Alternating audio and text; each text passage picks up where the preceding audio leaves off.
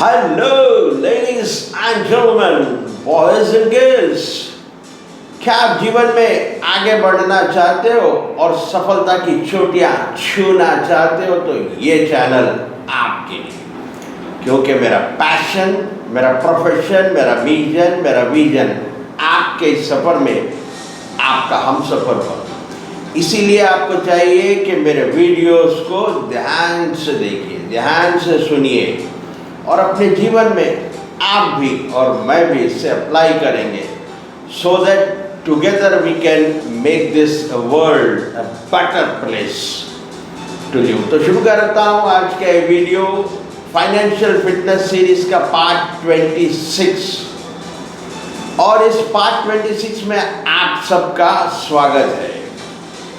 जैसा कि आप सब जानते हैं कि फाइनेंशियल फिटनेस सीरीज बनाने का कारण है मैं आप लोगों को जीवन में, लाइफ में ग्रो होते हुए, आगे बढ़ते हुए, सफलता की चोटियां छूते हो, फाइनेंशियली फिट होते हो और अल्टीमेटली फाइनेंशियल फ्रीडम अचीव करते हुए देखना चाहता हूँ, आपको चमकते हुए देखना चाहता हूँ। तो शुरू करते हैं आज का वीडियो कुछ अच्छे स्टेप, अच्छे जुमलों के साथ। Never think I have nothing, never think I have everything, but always think I have something and I can achieve anything. याद रखिए, कभी भी ऐसा मत सोचिए कि मेरे पास कुछ नहीं है, और ऐसा भी मत सोचिए कि मेरे पास सब कुछ है, बल्कि ऐसा हमेशा ऐसा सोचना चाहिए कि मेरे पास कुछ ना कुछ है और मैं लाइफ में कुछ भी अचीव कर सकता हूँ। And always believe that one day I will be successful.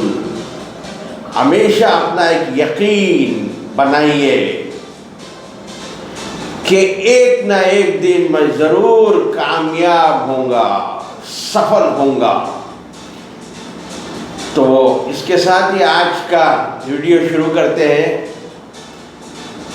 याद रखिए, जो भी आप गोल बनाते हैं, फाइनेंशियल गोल हुआ या कुछ भी गोल हुआ लाइफ का इम्पोर्टेंट, अब फाइनेंशियल गोल में आपको बिगर गोल बनाना तो चाहिए, लेकिन एक ही उसको चंक में डिवाइड, छोटे छोटे पार्ट, एक ही दम 0 से 100 का गोल नहीं बनाना चाहिए। आप 0 पर है और 100 अचीव करना चाहते हैं, वो बहुत मुश्किल, कठिन होगा। आपको चाहिए कि छोटे गोल बनाए। 0 आप है तो 10 का एक गोल बनाइए, वो 10 को अचीव करिए। 10 के बाद उसे डबल करिए, 20 करिए। फिर 20 जब आप अचीव कर लोगे तो उसका डबल करिए, 40 अचीव करिए। 40 जब अचीव कर लेंगे तो फिर उसका डबल कर लीजिए, 80 करने के बाद उसका डबल 160। ऐसे करके आप अपने गोल्स को अचीव करिए, जो आपके लिए बहुत आसान होगा, बहुत इजी होगा। जहाँ तक मनी, रिच बनने का सवाल है, वेल्दी बनने का सवाल है, आप मिलियनर हार्ड वर्क कर पैसे जोड़कर आप मिलियनर नहीं बन सकते। आपको अगर मिलियनर बनना है तो स्मार्ट वर्क करना होगा। मैंने इससे पहले के वीडियोस में भी इस पर बात की है। हार्ड वर्क करके अगर आप फॉर एग्जाम्पल समझने की कोशिश करेंगे, अगर महीना एवरी मंथ अगर 10,000 रुपये भी आप सेव करें, ऐसे तो लोग करते नहीं है 10,000, अगर मान ले वो 10,000 पर मंथ सेव कर रहे हैं तो 1 ईयर को कितना होगा, 1,20,000। तो अगर आपको मिलियनर बनना है तो पता है आपको कितने साल लगेंगे इस तरह करते हुए जाने से? मिलियनर का मतलब है, मिलियन का मतलब है 10 lakhs। मिलियनर इंडियन करेंसी नहीं, यूएस करेंसी को कहते हैं। 10 lakhs इंटू 80 रुपीज़, यानी $1 जो है 80 रुपये से ज़्यादा ही है। तो 10 lakhs US डॉलर्स अगर आपके पास है तो आपको मिलियनर कहते हैं। तो 10 lakhs into 80, $10 lakhs into 80 rupees comes to 8 crore. Indian currency में 8 करोड़ होते हैं। और अगर आप 1,20,000 यानी महीने को 10,000 सेव कर कर जोड़ते गए तो आपको लगेंगे 666 years to become a millionaire.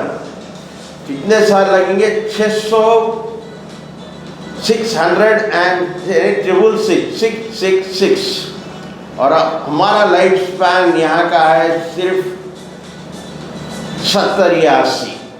तो आपके लाइफ में आप मिलियनर नहीं बन सकते। उसके लिए आपको चाहिए कि स्मार्ट वर्क करें, आपको चाहिए कि आपके इनकम को बढ़ाएं, मल्टीपल सोर्स ऑफ इनकम कमाएं, फिर उसे सेव करें और स्मार्टली स्पेंड करें, उसे सही जगह पर इन्वेस्ट करें, तो आप मिलियनर बन सकते हो।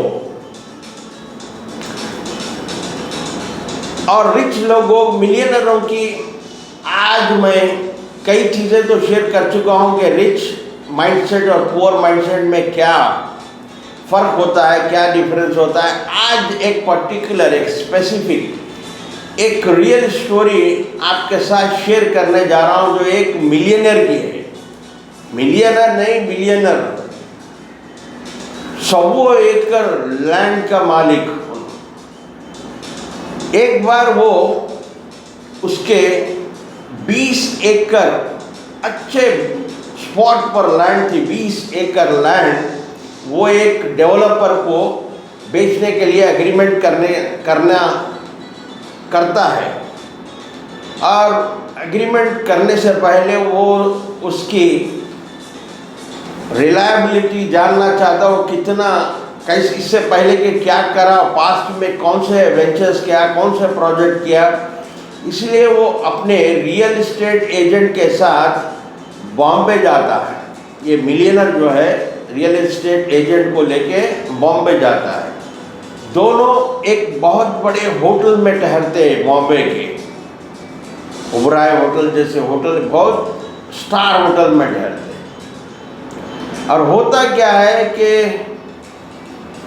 वहीं पर वो उस होटल में लंच के टाइम पर एक पिज़्ज़ा मंगाते हैं। पिज़्ज़ा दोनों मिलकर खा लेते हैं।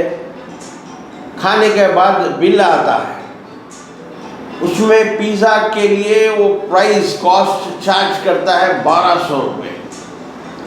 देखिए अब ये मिलियनर उस बिल देने वाले को, उस होटल, जो उस स्टार होटल के अंदर जो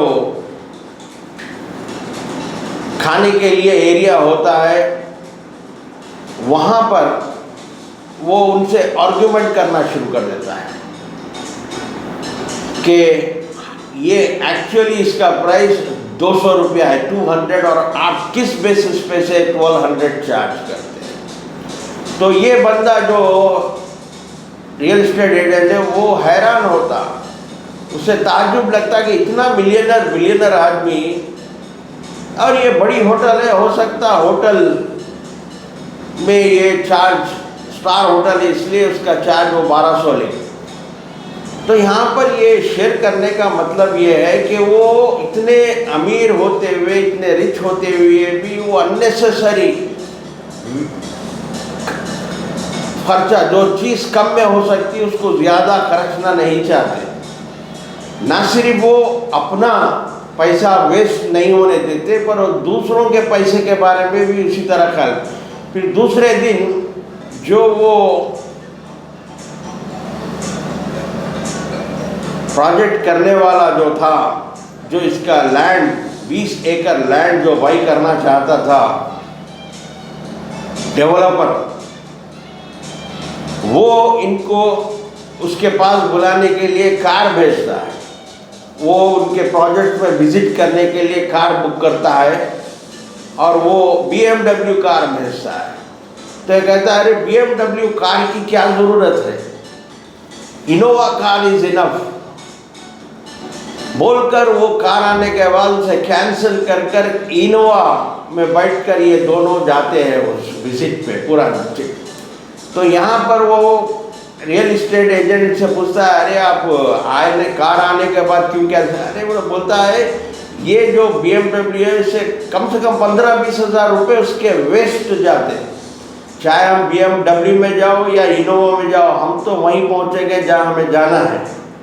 तो यहाँ एक्सप्लेन करने का, बताने का यहाँ पर एक कारण है कि जो पैसे वाले होते हैं, रिच लोग होते हैं, वो अपने पैसे को और दूसरों के पैसे को भी वेस्ट नहीं होने देते। वो जहाँ पर खर्च करना चाहते हैं वहीं, जहाँ पर ज़रूरी है, जहाँ नेसेसरी है, वहाँ बढ़कर खर्चते हैं, लेकिन जहाँ पर कम में भी काम निकल सकता तो वहाँ पर, तो ये उनकी ये आदत उन्हें रिच से और रिच बनाती है।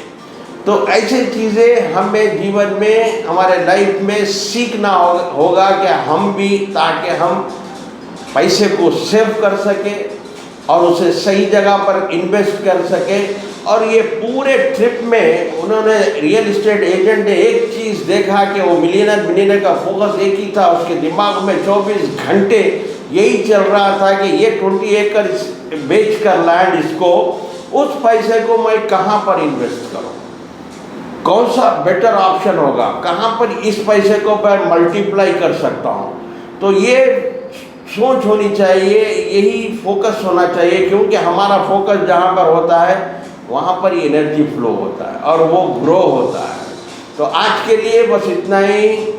देखते रहिए, सीखते रहिए, समझते रहिए, आगे बढ़। Keep learning, keep growing until we meet next. Please take care. God bless you and thank you for watching.